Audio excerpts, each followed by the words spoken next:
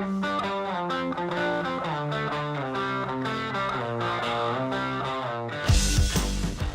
day, young Louis walked into a store and he was greeted by a store owner who was a very old woman named Gertrude. Hello, young child. How's your day been? It's been swell, but today I was hoping to see the video you promised to show me.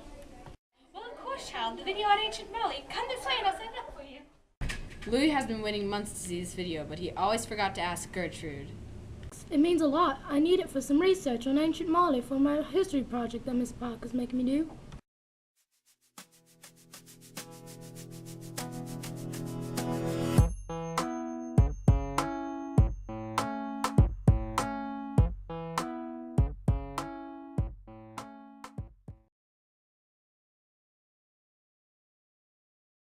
Did you know women wore brightly colored robes? They also wore veils because they were Muslims and wore a lot of jewelry consisting of rings, necklaces, bracelets, and earrings. Men wore loose robes with roomy pants underneath. Some men continued to wear veils. Men also wore sandals or slippers. When parents had their children when they became 1 week old, they would have the boy/girl head shaved and left a tuft of hair. When death came, children and adults were required to climb a tree cherries mountain ridge to reach paradise. Children had an adventure because they had angels following them. Their typical food were wheat, butter, sugar tea, peppers, garlic, milk, poultry, goat milk, cola, nuts. Kings wore clothes made of gold and silk thread. Mali comes from the word hippopotamus, or where the kings reside. People in Mali spoke the language of Mande and wrote in Arabic. In Mali, they believed in physical punishment, and in place of money, they used small chunks of salt. Al Said wrote in early 1100s, Timbuktu is merely a seasonal camp on the Niger River.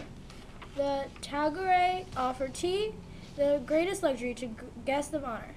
Newcomers arrived prompted at a celebration because they had so little guests. An ancient Tuareg saying was, "If you get lost, remain calm, for the desert is calm."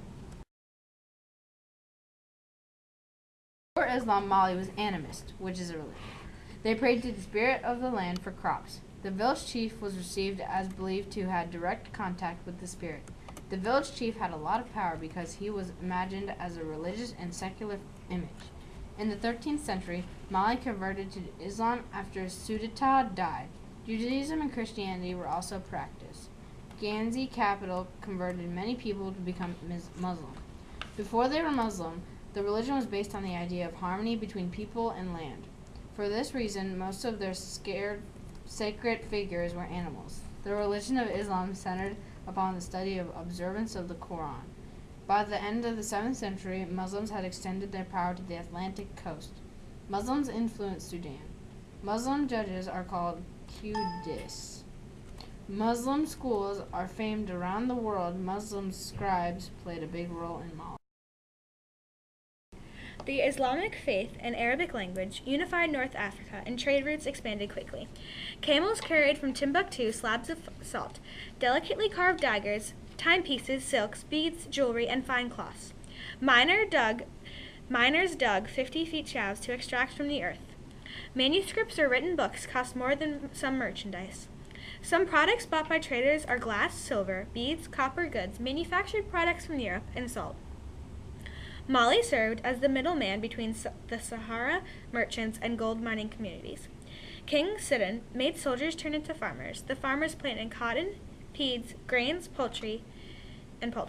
Mali consisted of 3 gold mines in the borders. The empire taxed everyone 1 ounce of gold as they entered the borders. There is no standard currency. Natural resources were gold and water near the Niger River. Industries were farming, mining, trading, and army. Agriculture crops were beans, rice, onions, cattle, papaya, millet, sheep, goats, and poultry. Timbuktu was a huge trading center in Mali. At one time, the city was wealthier than London, Paris, and Rome. The rulers of Mali were called Mansoon, which transferred into Lord. The leaders of Islam were all Muslim. They separated the empire into 12 provinces that were ruled by governors. The king had a spoken person called a griot.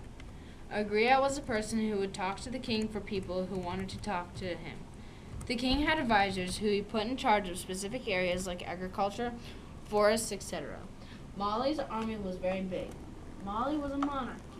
King Sunantal was the first king and took over in the year 1230. He expanded the kingdom into an empire. He gained control of salt and gold trades. It was a monarchy based on religion. Mali is located in western Africa below the Sahara Desert. The Niger River flows through the empire.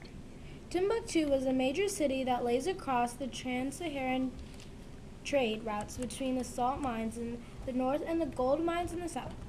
Mali has 4 gold mines and 1 trade route. Mali's main export is gold. Mali's streets are narrow and filled with ankle-deep sand. As the waterways flow northeastward. The sands of the Sahara Desert continue for hundreds of miles, then curve southward into the empty Gulf of Guinea. Because of the seasonal rise and fall of the Niger River, some cities along the banks experience floods. Timbuktu is roughly 8 miles north of the river. The rainy season lasted from June to October, then the summer sandstorm season is October to June. Temperatures can rise from 130 degrees Fahrenheit to night where it is below freezing. The social structure in Mali consists of kings at the top, then the royal family. Next are priests, and then we have the storytellers, griots. The last were people are slaves. Slavery was a part of daily life in Mali. Slaves were captures of war, prisoners of raiding expeditions, criminals, or enemies of the state. All slaves were captured by slave traders. The artists in Mali were highly respected. Women were not as valued as men. Storytellers were extremely influential on the lives of children, men, and women. When boys reached the age of 12, they were appreciated to their uncles to learn a trade. If the family was wealthy, they would send the boys to Timbuktu to learn from a master craftsperson. Weavers and blacksmiths were the most valued artists out of all. Although young girls were cherished, they were not allowed to study or learn trade. When a girl turned 13 or 14, she was ready for marriage. Some households had low benches made of mud jugs on the streets on either side of the front door. This is where the men liked to spread out their mats and sleep outside, where it was cooler.